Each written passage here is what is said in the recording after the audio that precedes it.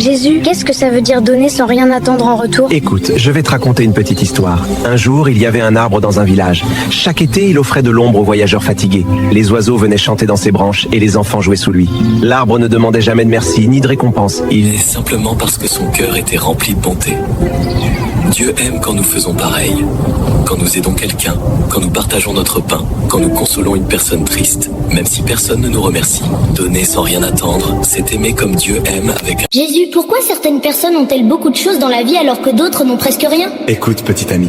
Un jour, dans un grand champ, il y avait des fleurs très différentes. Certaines étaient grandes, d'autres petites. Certaines poussaient vite, d'autres très lentement. Mais le soleil brillait pour toutes les fleurs. La pluie tombait pour chacune d'elles. Chaque fleur avait sa propre beauté et sa propre mission dans le jardin. Dans la vie, Dieu regarde le cœur des gens, pas ce qu'ils possèdent. La vraie richesse, c'est l'amour, la bonté et le partage. Le petit garçon regarda les fleurs. Jésus, pourquoi y a-t-il tellement de choses dans la vie que les humains ne peuvent pas comprendre? Vois-tu, mon ami, il y a longtemps, un petit enfant observait un jardinier planter de minuscules graines dans la terre sombre. L'enfant se demandait pourquoi on les cachait ainsi.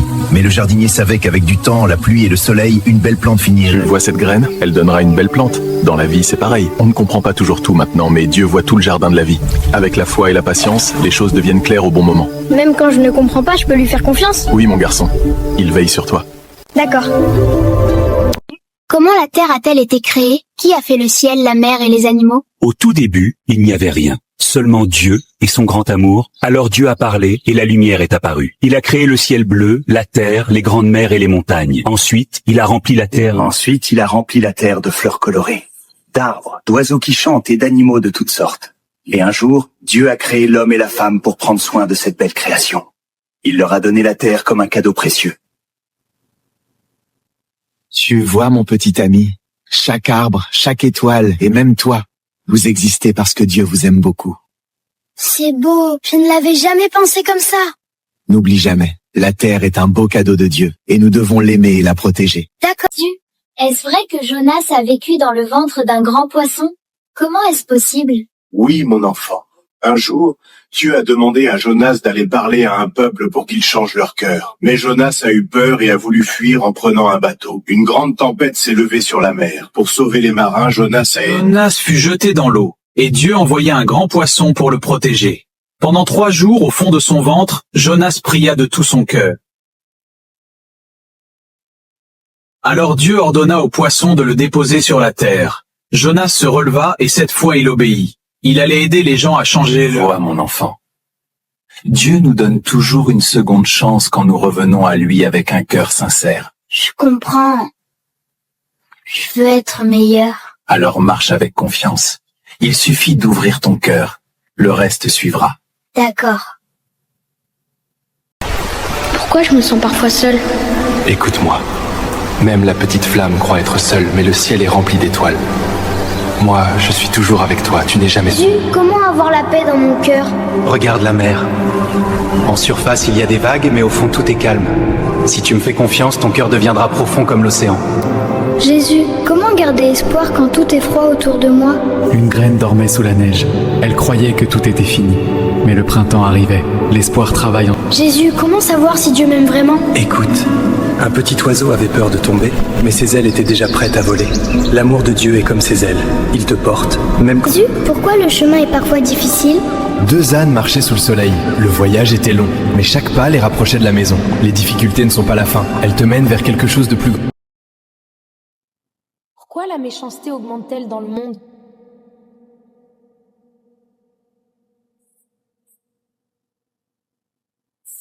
Dans un village, il y avait 2 jardins. Dans le premier, le propriétaire semait chaque jour des graines de bonté. La patience, le pardon, l'amour et la gentillesse. Il les arrosait avec de bonnes actions. Avec le temps, de magnifiques fleurs en bout. Tu sais, il y avait 2 jardins. Dans le premier, le propriétaire arrachait les mauvaises herbes et arrosait les fleurs chaque jour. Elles s'épanouissaient de toutes les couleurs.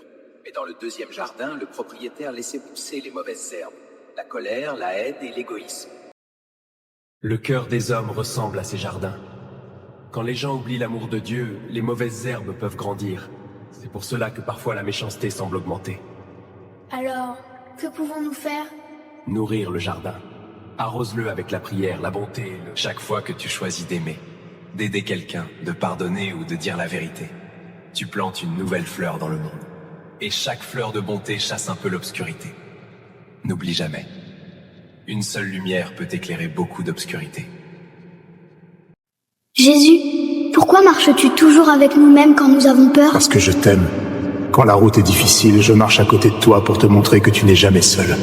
Même dans les moments où tu ne me vois pas, je suis là pour te guider et te protéger. Tu serres fort, petit. Souviens-toi toujours de ceci, quand ton cœur est rempli d'amour et de confiance en Dieu, chaque chemin devient plus facile à marcher. D'accord. Mon enfant, aimer son prochain. Parfois les gens ne sont pas gentils avec moi. Mon enfant, aimer son prochain, c'est comme ramer dans une barque. Si tu veux avancer, tu dois pousser l'eau avec douceur mais avec force.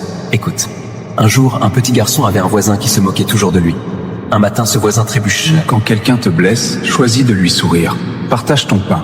Prie pour lui. Oui. Au début, rien ne changeait. Mais un jour, le voisin tomba malade. Tenez, buvez. Merci, petit. Son amour toucha son cœur et il devint ami. Aimer ton prochain, ce n'est pas seulement aimer ceux qui... Quand tu fais cela, tu fais briller la lumière de Dieu dans le monde.